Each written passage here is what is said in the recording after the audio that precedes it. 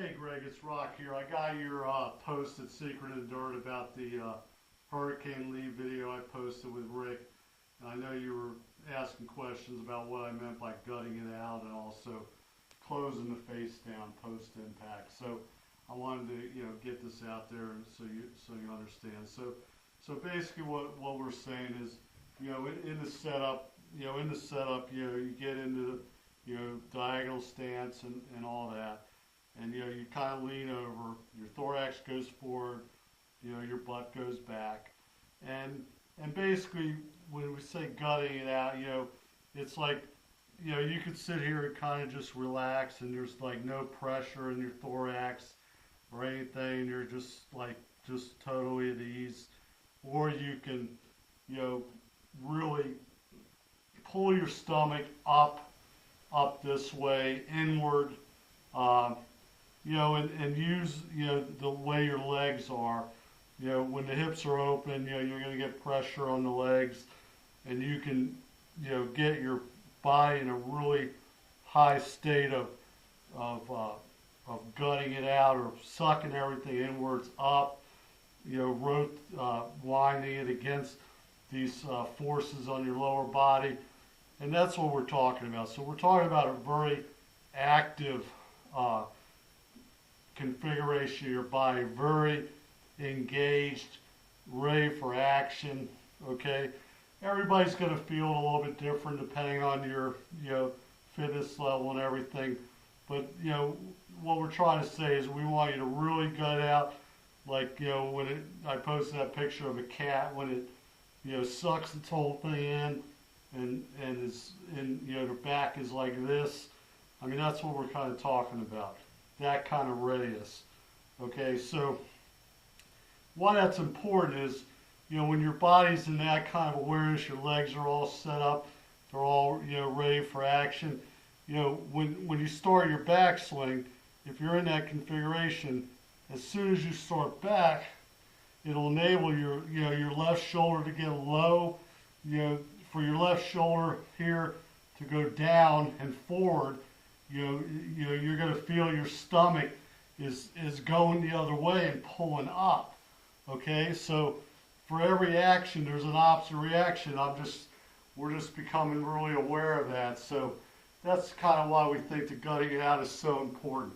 So the other point you made about, closing the face down. So, what we're talking about there is obviously when you hit the golf ball, pretty much wherever the face is pointing, that's where the ball is going to go. When you come through the ball with a push slap, what I feel like is, when I get it up here, I'm here, I'm coming down like this, like a hammer. Okay, so when it comes through, I can go and I hit it, and I can just continue on like that, or I can feel like I'm shutting the face down. So I'm going to come in the same way like this, and when I come through, the face is going to be facing the ground like this, post impact. So there's a couple different ways to slap it through, depending on what you want to do.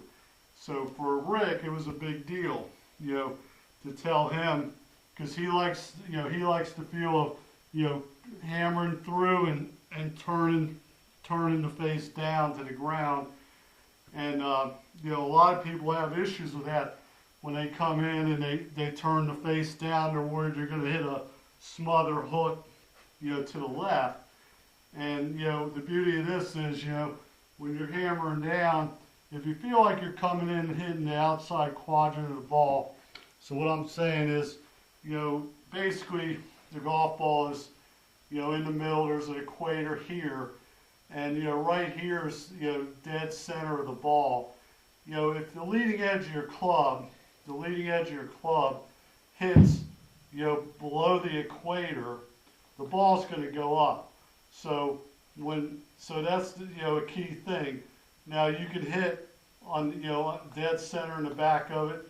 You could hit on the outside quadrant or the inside quadrant, but it's always going to be below the equator. And then when you compress the ball will hit the face. It kind of rolls up the face and exits the club. So, you know, we're trying to get an awareness of you know, the ball flight, you know, the club ball interaction, and, you know, get the idea out there that you can hit the outside quadrant of the ball. You don't have to always hit the inside quadrant of the ball. Certainly you can hit the inside quadrant, and that'll produce a different, you know, flight patterns and things. But for him, it was a huge deal when I told him, you know, yeah, go ahead. If you like turning the face down, then go ahead and turn the face down. I'm fine with that. But I want you to hit the outside quadrant of the ball. And you can see at 250 in that video, it finally registered, and he pointed at his head. You know, he registered with him, oh wow, you know, I've been always told to hit the inside quadrant of the ball.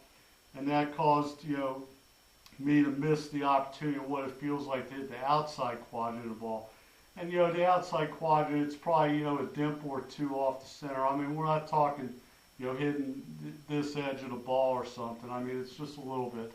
So, you know, that's what we're talking about. So, you know, hopefully this helps, and glad to see you back on the thread, and hope that you find this useful. Thanks, Greg, and good luck with everything. See you. Bye.